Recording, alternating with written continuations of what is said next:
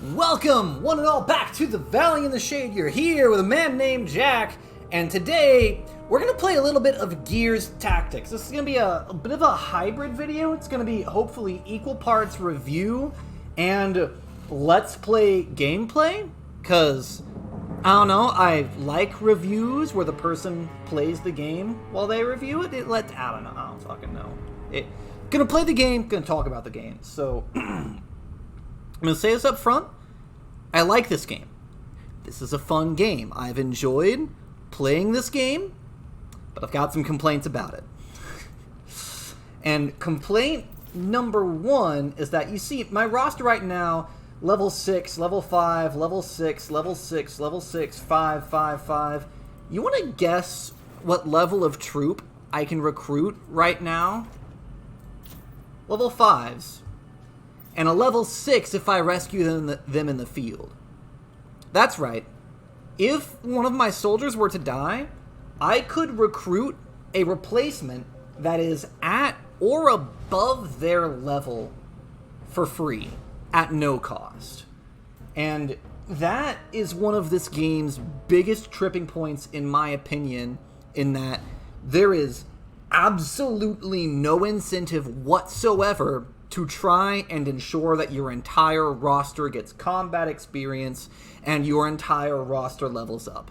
That is, to me, what made... That to me is one of the things that made XCOM compelling.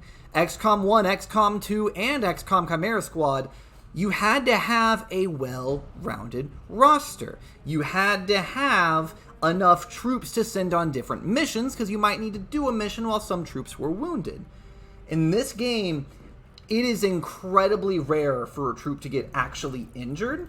I have not even come close to having anyone die, except for one exception.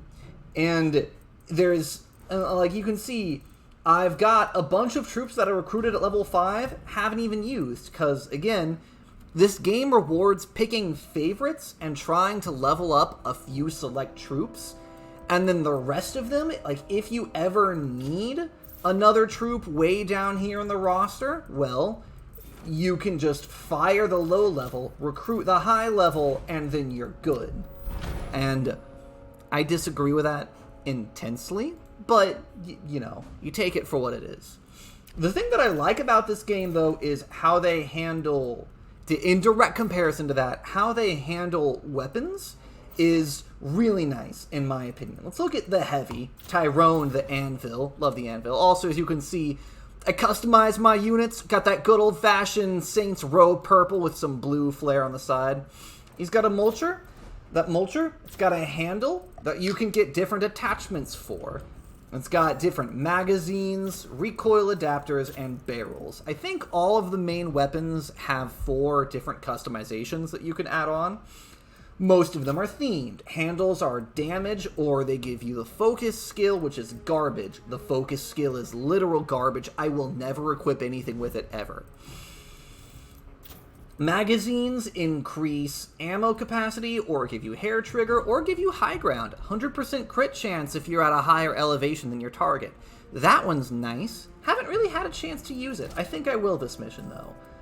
Recoil adapter, so you don't ever get better weapons. You cannot change what weapon a character is holding. You cannot replace their weapon with a better weapon.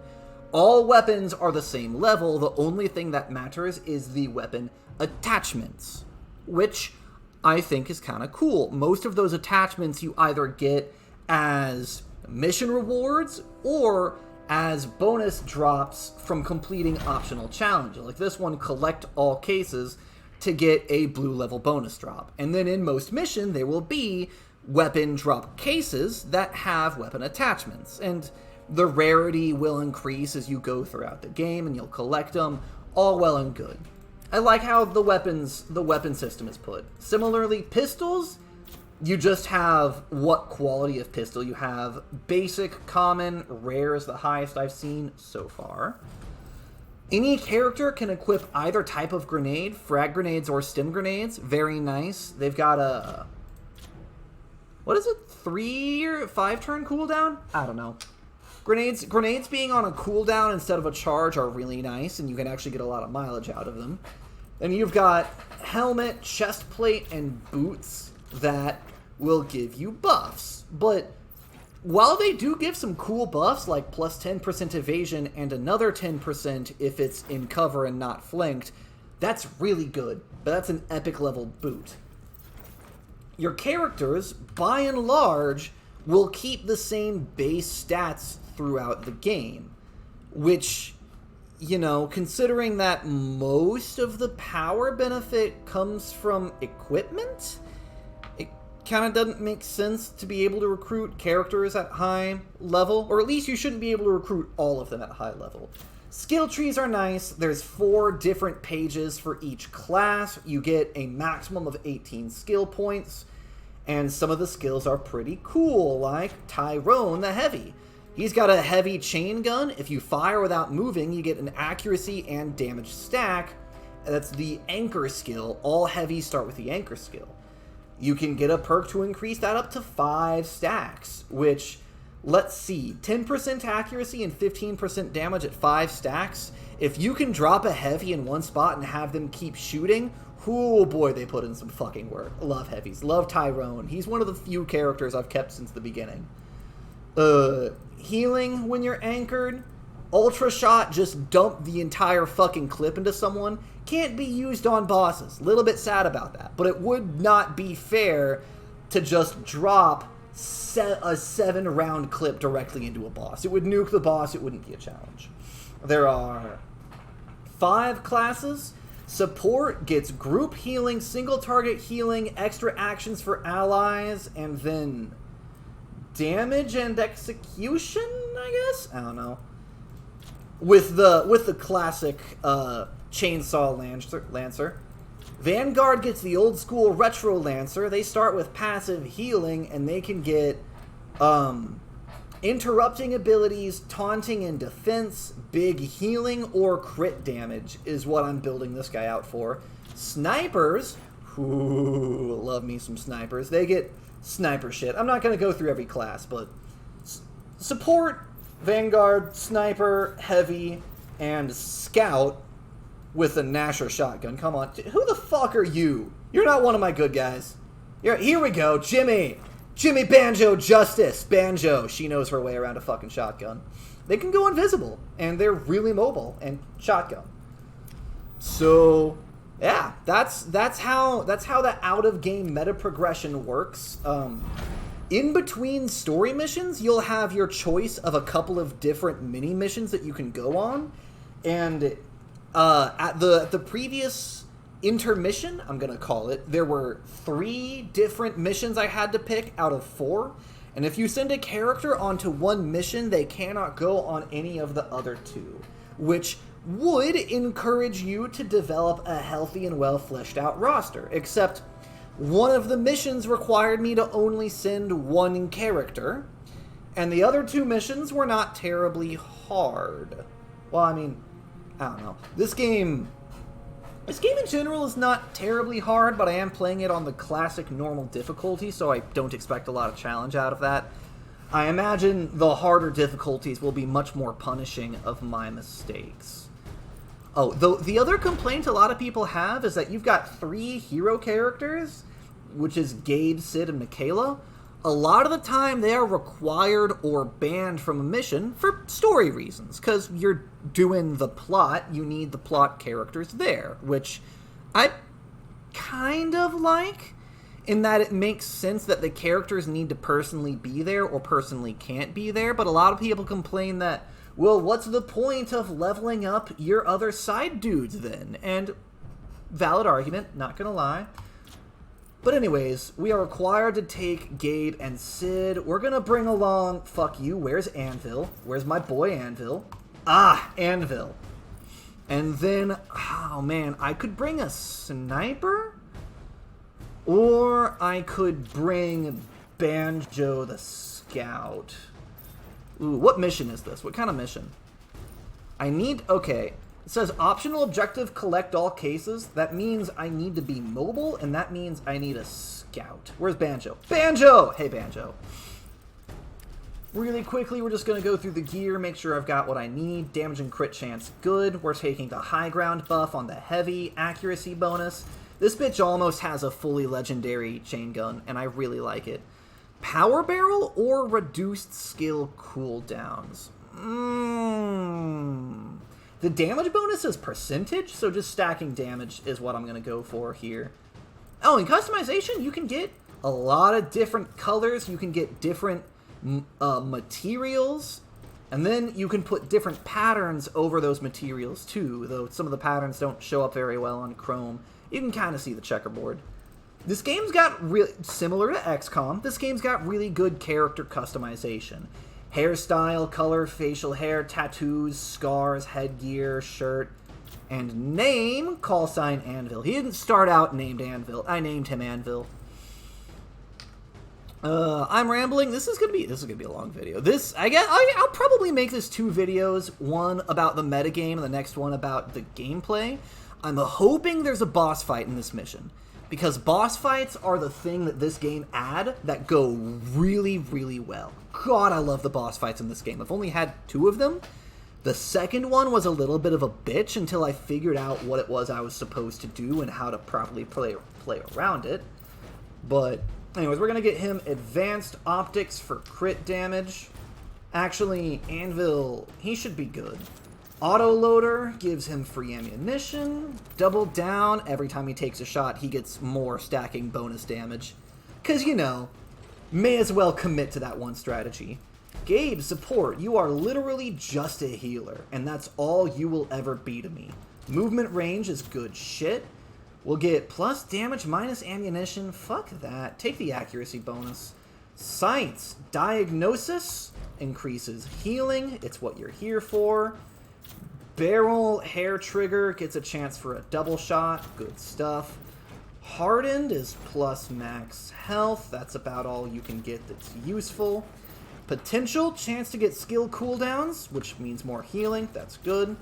And then boots. Shadow boots to make sure he doesn't die, because if the healer goes down, you're kind of fucked. Redburn. Redburn. Fuck you, Redburn. You're a piece of shit. We're going to keep him on crit chance, because I do have him going for a crit build, because he's got this nice ability over here where if he crits, the enemy bleeds. That's if they survive the crit anyways. This dude's got a lot of damage. Flatliner. When he kills an enemy, he gets plus 50% crit chance for the turn. Holy shit.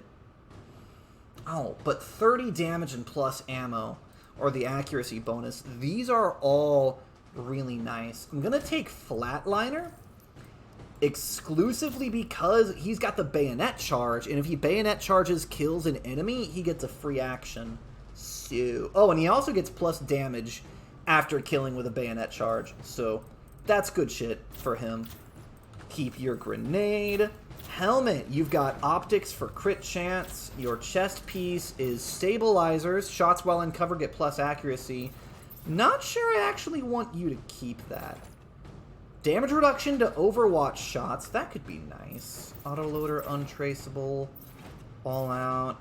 Yeah, we're going to give you damage reduction against Overwatch shots, because you're likely to be up in their faces and getting hit by those. And then Shadow, while in cover and not flanked, gain evasion. So, he's... no, he's not going to be in cover very much. Sleek would be nice. Heavyweight. Do I have any better heavyweight boots down here? Who are you equipped with? Jimmy? Banjo? Nah, Jimmy can keep those. And last but not least, we're going to take a look at Jimmy the Banjo Justice. Disrupt. Whoop, no, not that.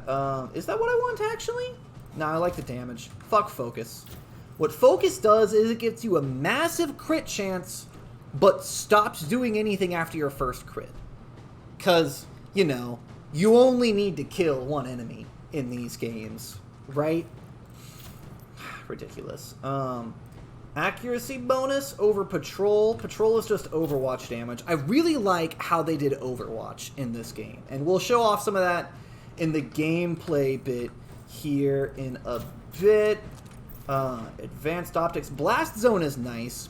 You can get plus grenade effects on the helmet, plus grenade damage, I think, on the chest, and then plus grenade or minus grenade cooldown on the boots. You can make a pretty nice grenadier build. And I think that scouts actually can build into grenadiers. Proximity mines, throwing grenade, throw grenade ability reduced by 2 turns. If you stack that with the boots, what is it? Utility belt? Yeah. Frag grenade reduced by 2 turns. I think that reduces grenade to a 1-turn cooldown, which, you know, that's pretty lit. You can make a cool grenade build with scouts. I haven't. I've built them for stealth assassination, but we'll get to that. Chest piece should be potential still. Yep, good for that. And then boots, heavyweight. Yeah, that's damage resistance. As you can see, whoop. As shown off armor, you can customize the outer color, the accent color, the material. But you know, I'm going with Saints Row purple and my personal favorite blue.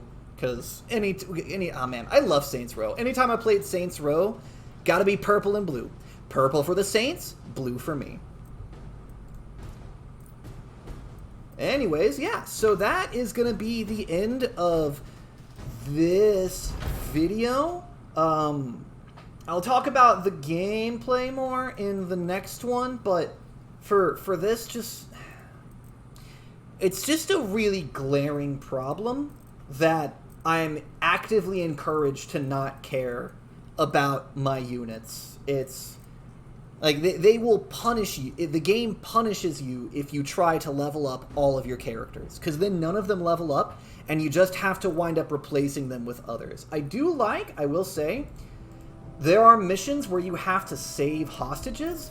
If you save a hostage, they will be 1 level above the recruiting standard, but they will come with skill points already selected, which, that's a nice trade-off, but the game builds characters in ways that I don't like. But you do get skill points, respecs. You get them just sporadically throughout the game. I've got 5 saved up, and I've used 2 or 3 of them.